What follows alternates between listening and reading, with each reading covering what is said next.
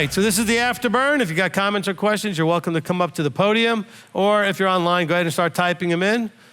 Hopefully this is starting to make some sense as these dots are being connected for you, all right? Because this is talked about, this good news thing is talked about a lot in Acts, and sometimes it says, like we just read, the good news, Yeshua Messiah. Sometimes it says the good news and it says something else. There's lots of different things that come after the word good news. You see, but it's all part of the same good news, okay? Brian. Shabbat Shalom, Rabbi. Shabbat Shalom. So when you were reading in Isaiah 40 and you were reading verse 10, it's interesting because we usually associate, because of the church, we associate works with more of the Old Testament and then the New Testament, you know what I'm saying? It's more associated as a Old Testament thing. So in Isaiah 40:10, when you were reading that, see the Master Yahweh comes with strength and his arm rules for him. See his reward is with him and his recompense before him. Right. Immediately when you read that, it made me think of Revelation 22. Where it says, I was literally just going to turn there just now. I'm like turning the pages. And he says, see, I am coming speedily and my reward is with me to give each according to his work. Blessed are those doing his commands so that the authorities shall be theirs unto the tree of life and enter into the gates of the city. And then right after that, he says basically the same thing, like, blessed are those doing my commandments. Okay, I'm going to put this in my notes. So it was Isaiah 40:10 with Revelation 22:12, right? Got it. But I just thought that was great how we. And as you were saying it, I actually was turning to it.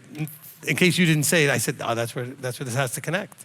But I just thought it was a great witness because even Yeshua in the Revelation says, "I am coming to give to those according to their work," and it just goes to shows the good news and the receipt of it involves the application of the proper work. Right. And when we finish with Acts, I know this is going to shock you. We're going into Romans because that's chronological, right?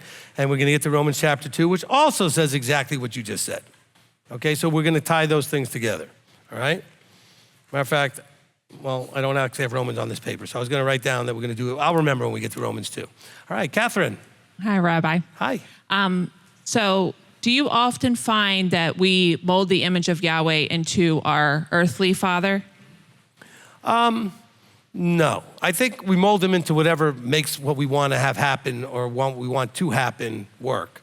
But I think that we often struggle to see him as he is because of our earthly fathers not being like him enough. So I don't think we mold him into, we have a hard time seeing him differently than the only experiences we have with an earthly father that may have been a very poor example. Okay, mine was, and he, left when I was very young and we could never count on him, or he would make a lot of promises and would not fulfill them. Right. And this may be more of a counseling thing. I'm trying to get past that of trying to view the Father as being trustworthy and fulfill what he says he's going to do. And I try to do my utmost when it comes to Torah. Right. But I still cannot get past that because I think I'm always relating it to the way my father was. Right. And I think I think as soon as I mess up, he's done. Right. So it's not like you're molding him into your image. Your expectation is based on the image you already have. Because the expectation comes from the image you have of a father from your own experiences. So it's not like you're molding him into that image. That's the image you have because of the experience, which is why I've got a bunch of people here who've had terrible father experiences who now are having a relationship that I kind of give them a better idea of what a father could look like. So I've got a bunch of daughters, so to speak, right? And these are women of all kinds of ages who had terrible father, experiences, either like yours, absentee and never fulfilling, or brutal or abusive or whatever it was, But the way this is supposed to work, though, if you get married, and I don't want to sound weird here, but your husband is supposed to be that role, but just in a bigger way. Your husband should be the one that keeps you safe, provides for you, comes through like every time you need somebody to come through, keeps his promises, does what he says he's going to do. So you get that experience with a leadership male person. Okay, so for the ladies that I cover, almost all of them are single because they have, that there's no man to do that, and they never had it. Okay, and so It sounds like you need that too, but you know what? I think Wayne can do that, and he's doing a great job. But I need you to see him that way as being the new image of what that father role should have been, and the way he is to your children, okay? Yes. All right, so that can change that image. Let him be that example, especially how you see him with your children, and then that can reset your image, okay? Deirdre. Speaking of daughters. Yeah, speaking of daughters. So I may be jumping the gun a little bit, but I made an observation. Gamaliel, the one that said, leave them alone. Mm-hmm. He was Paul's mentor. Correct. And this is the man that went after them for a long time, persecuting them. Well, Paul went after them because he was part of a group of zealots that were really anti the Messiah and his disciples. I don't think he went out under the instruction of Gamaliel to do it. No, I didn't think that was the case. So he clearly wasn't in line with his teacher, but I don't think he was talking to his teacher at this point. His teacher was the one who taught him the word, okay? Gamaliel's students had the entire Tanakh memorized, okay? Yes. That was, everything you just said, that was the observation that I made. Is he obviously went rogue. Yes. But it's not so much went rogue, meaning he knew this is what Gamaliel said. He wasn't probably in the room when this was going on. Okay? This is the leadership, and Paul wasn't necessarily part of that made these decisions. Okay, see. So he may have heard about it down the road or maybe not, but I don't think he was in the room for that. Okay, that's where... We are going to read where he was basically there when they did the stoning of Stephen. Yes. Which, by the way, there's some good news verses connected with that, so we're going to read that, okay, as we get further down in the book here. Okay, and at that point, Paul is definitely persecuting the body. Yes. Okay? Yeah. Okay, that's where it was a little bit, interesting in my mind, because I was wondering, well, did he hear Gamaliel and just be like... I don't think so. Okay. I don't know. It doesn't say. I don't think so. I think he was out and about, chasing these guys down and doing whatever he was doing at this point already. Okay. Yeah. Thank you for that clarification. Remember, look, if I have students, doesn't mean that I am involved in every aspect of their life, right? Gamaliel was their Torah teacher, okay? He was their scripture teacher. He was their halakhic teacher. So unless Paul came with questions to him or was in a class when he was teaching, he wouldn't know what Paul was doing either, necessarily, right? Okay? All right, Micah. Hey, Shabbat Shalom, Rabbi. I just wanted you to, I thank you for the third part of this lesson. It's a real blessing to hear you go through this and point everything out and make everything so clear. The point I wanted you to expound on was where in Isaiah it says, let every valley be raised and every mountain and hill made low. Can you expound on that? What is that talking about? What is that pointing at, right there? Look, there's all kinds of metaphors it could be pointing at, and we can get really deep with it or not so deep with it, and that's going to distract from where we are here. But basically what he's saying is everything that you already see established in a certain way is going to be reset to where it's supposed to be. If it's a hill, it's going to be flattened. If it's a valley, it's going to be raised up. He's going to make it the way he wants to make it. But you're used to seeing that mountain over there, and you're used to seeing that valley over there. He says, oh, no, don't rely on what you think. Okay, that's the metaphor I would quickly pull out of it. Okay? Now, you could always say, what does a mountain represent? What does the valley represent? And we can get into all of that deep dive, and we'd all be guessing and not necessarily being very useful. Okay, that's pretty much where I was at. I was thinking I know, maybe, that's why. Maybe it's somebody's thoughts and ideas like the Christian church saying we can do this and we're all free to live lawless and things like that. But that fits into it. That set fits them into straight. Because that becomes a mountain or a valley or some other thing that is established. These are things that are established that aren't necessarily right. And he's going to terraform the planet to, in a sense, to set everything right. Okay? So where the valley shouldn't have been and a mountain should have been, he's going to fix that. And if a mountain shouldn't have been but a valley, he's going to fix that. Now, a mountain could certainly be a metaphor for teaching, because when Yeshua says, you could say to this mountain, be cast into the people, he was pointing at the Temple Mount, okay, most likely, based on where he was standing at the time. And so that's a metaphor for the mountain is where teaching is, and you could say that being put into the people. all right? So, that's, one of those type of things where a mountain could be, so every mountain's gonna be laid low. All these teachings that are out there, that's gonna be laid low. Maybe that's it. We're really going into the weeds that I don't like to go into, which is all I give you stuff that I can show you right there. It's clear, okay? Okay, there's another down there in Isaiah 8. It says, verse 9. It says, "Lift up and not be afraid," says to the cities of Yehuda, "See your Elohim."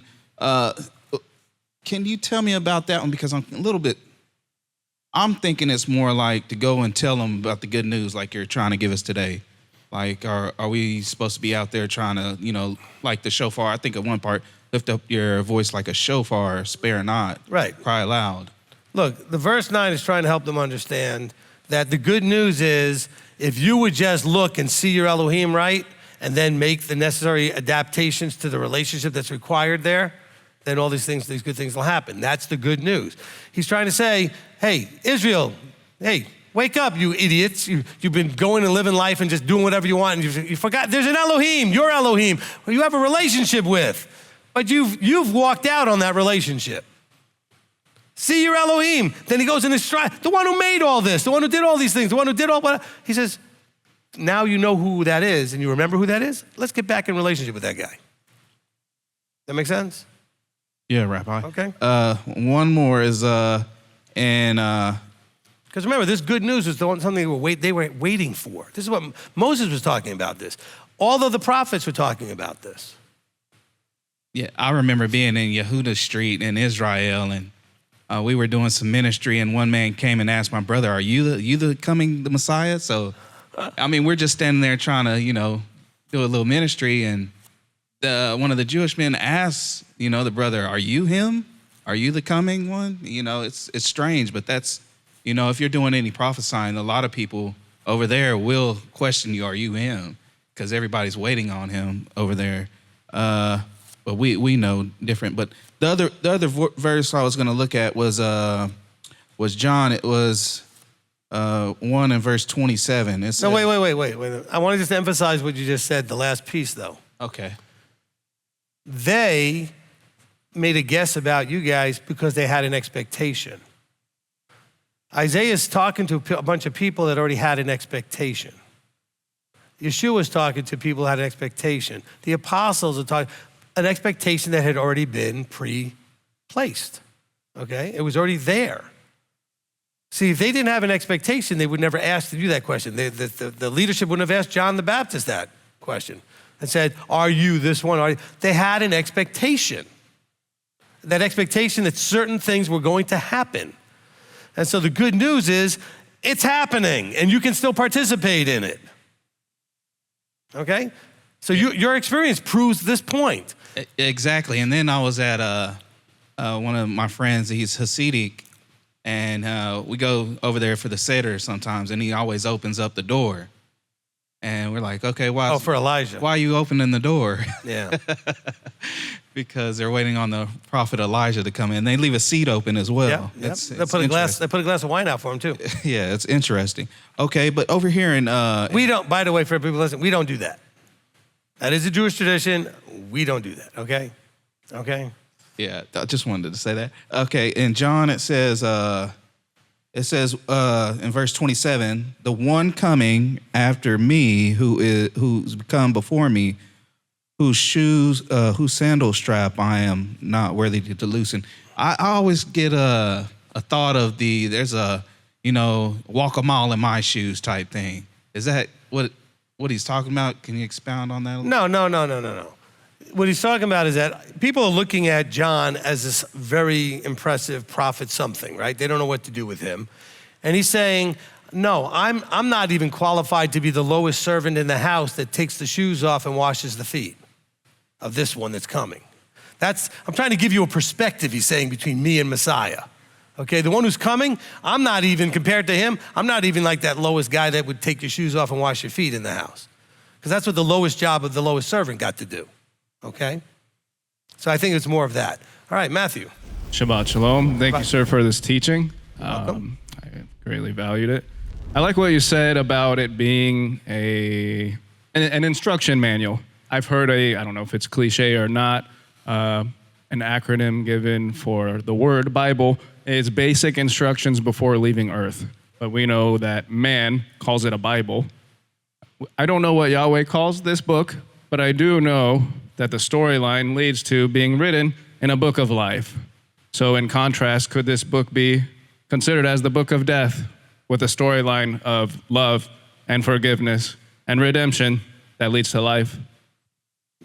Well, I mean, it certainly has a lot of stories about what leads to death, and you see people ending up in that place. And yes, the last part that you said for sure, it is get the instruction with the positive encouragement that leads to life. Absolutely, absolutely.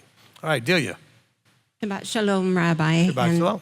Thank you for this teaching. It's really showing me quite a bit of things that I need to learn. Oh, good. But I'm piggybacking on Catherine's question. Is that kosher? I don't, well, it's not. No, it's an idiomatic phrase. That's fine. So that image of, like you mentioned, of having a father, it's supposed to be the image of Yahweh. And then you mentioned to Catherine about, the husband should be that to, keep us safe and provide and help us, in that walk to become like Yahweh. So can a male sibling be that to a single sister, even as an adult? Look, it's not that if you don't have a father, it's not that you need to have one, but you need to look to somebody, if you can look to somebody, to get the right understanding of what it looks like so that you can have a better understanding of what your relationship with him looks like, right? The father looks like. And so if you have a sibling that does that role for you, that makes sure you're safe and provides and gives counsel and all the other things that you would expect from a good father to do, and it's not that they're in that role, but you're picturing, oh, if that's what a father looks like, now I'm starting to get more what he looks like. But if you've never had an experience that you can connect those dots with, it gets really tough. Especially what if your father was abusive, emotionally, physically, whatever. That makes it really tough all the time to be praying to the father when father to you is like the worst, scary, awful thing that there ever was. And I know plenty of women that have had that experience, and it's horrible. I mean, it's the saddest thing I can imagine.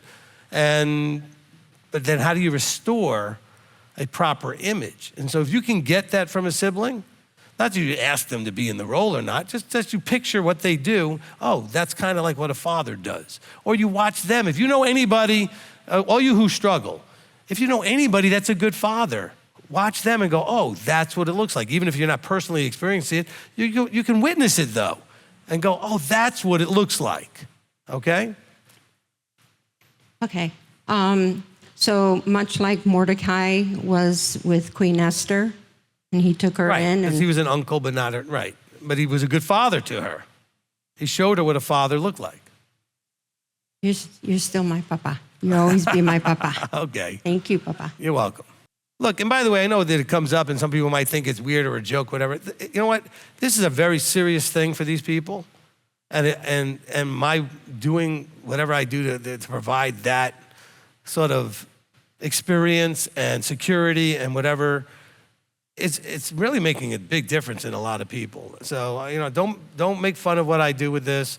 I don't do it like looking to do it. It just comes up and there's a need and it gets filled.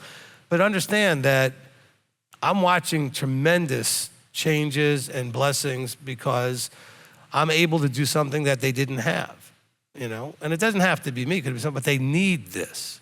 And if you don't understand it, you can't relate to it because you've got a great father. Yah bless you that you had a great father. But, have some empathy and sympathy for somebody who never had that, okay? Amazing. Shabbat Shalom, Papa. Shabbat Shalom. And here's another one who never had that, okay? So there you go. And I certainly appreciate it. I love Abba for allowing you to come into my life and show me what a father's love truly looks like. And by the way, for all you watching, that includes correction.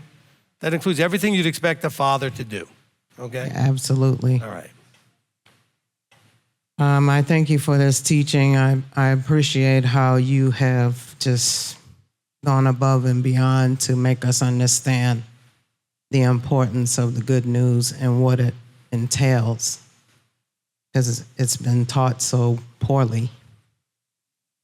And you read Yeshayahu 40:31, which is my favorite verse. But am I to understand that when it says, but those who wait on Yahweh renew their strength, it's talking about the Israelites that would be in dispersion, and they're waiting on Yahweh's promise to be fulfilled for the redemption and Right, so this, I believe, I should have covered. See, this is why I like the afterburns, because give me a chance to cover something that didn't get covered. So in verse 31, right? So it says, but those who wait on Yahweh renew their strength. Who's waiting on Yahweh? The ones that are needing to hear the good news and repent, or the ones who've already repented and are waiting for the next piece? The ones who repented and waiting for the next piece. So he's talking about, those who wait on Yahweh. Those who've already done what they're supposed to do are now waiting on the rest of it, the kingdom coming and all that kind of good stuff. He says they renew their strength. And so you actually understood it perfectly. thank you, sir. You're welcome. So that's not talking to the people waiting on Yahweh while they're in their dispersed nonsense, but while they're in dispersion and they figured it out and they've made teshuvah, now they got to wait. Because just because they figured it out doesn't mean they're immediately taken out of the world that they're in. Yeshua even said, Father, don't take them out of the world. I just want them not to be of the world. They're in it. They're stuck there for right now. They got to be patient and wait on Yahweh. Exactly. Okay, that's what Yeshua was saying basically in John 17. He was saying they got to wait on Yahweh. All right, live stream.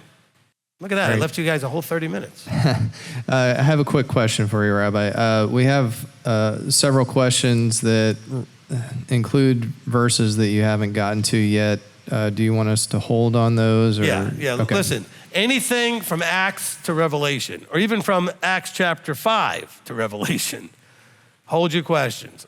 I will probably cover it in the next however many parts we go, because I'm going through every book through to Revelation that has a piece of this puzzle in it, okay? But keep your question ready in case I don't cover it, or when I do cover it, you may still have a question about that verse anyway. So yes, please wait on that. I mean, this isn't like a one-part teaching where you're like, oh, well, he didn't cover it, so I better ask. No, I'll probably cover it, okay? All right. From Easy D. Herrera, Rabbi, does today's teaching correlate with yesterday's Torah teaching where Moshe laid upon Yisrael a blessing and a curse? And I think he spelled this wrong. And Khalif said pretty much, I cannot go beyond the word of Yahweh. Thank you. Yeah, I mean, it does correlate to the degree that when he laid before them the blessing and the curse, so we're already experienced the curse because we blew the blessing. But he's saying, but there's a way back. There's a path back. And that's the good news, is the path back, all right?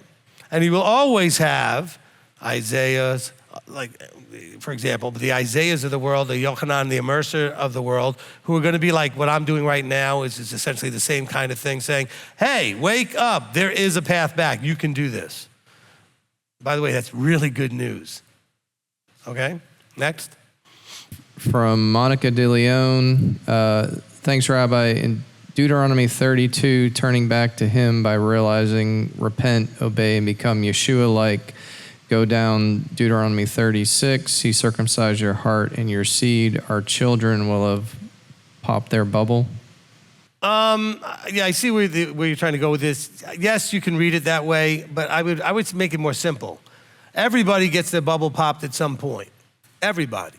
Okay, because everybody, to be fair, gets the opportunity to see things correctly. That doesn't mean they're all going to embrace it correctly, but they get the opportunity to know that there's a creator and that he has a desire for certain things, okay? So, so everybody gets that. Now you might say, well, my parents never did. Well, then they'll do it in the millennium. Go listen to the Millennium and Kingdom teaching.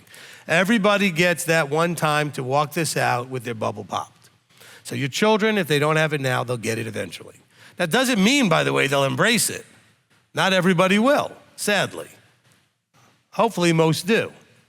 Okay, next question. That's it right now, Rabbi. having a little challenge with Olivia has a question, Olivia Dearth, but part of her question didn't come through, so that's it for now. So you have this time of year that we're in, right? We're heading into Elul in a couple of days, all right? Elul by tradition is a month of introspection. Now, the tradition is because in the Jewish community, they believe, I don't necessarily agree, but they believe that each year during the high holy days, which is Rosh Hashanah and Yom Kippur, God's sitting back going, I wonder if I'm going to write them in the book of life this year. That seems a little odd for the creator of the universe to be doing that. He already knows the end from the beginning. He's not just arbitrarily making a decision year by year, like he's renewing your contract or something, okay?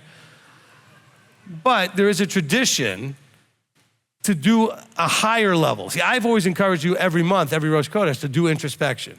We're told before Passover to examine yourself. It's all these kinds of times to examine yourself. So yes, utilize this tradition to examine yourself during the month of Elul, okay? As we head into Tishrei and the holy days. It's like, wow, man, time moves so fast. It's already like, Sukkot's coming, trumpets and atonement are coming really quickly here. And so I've been trying to encourage you guys. I'll probably say more about this on Wednesday at Rosh Chodesh, but I mean, we have to redeem the time. Time is moving. Okay, time is actually moving really fast here. Some of you young people thinking, oh, I can't imagine when I'm going to be 20. Well, yeah, next thing you know, you're 60. You don't know how you got there, okay? It's fast. Okay, and it seems to accelerate, okay? I can't even remember 40. It's like, when did that happen? I blinked, lost 20 years, okay? All right, I'm standing in front of you. I can't believe we've been doing this. This has been going on now straight for like 12 years.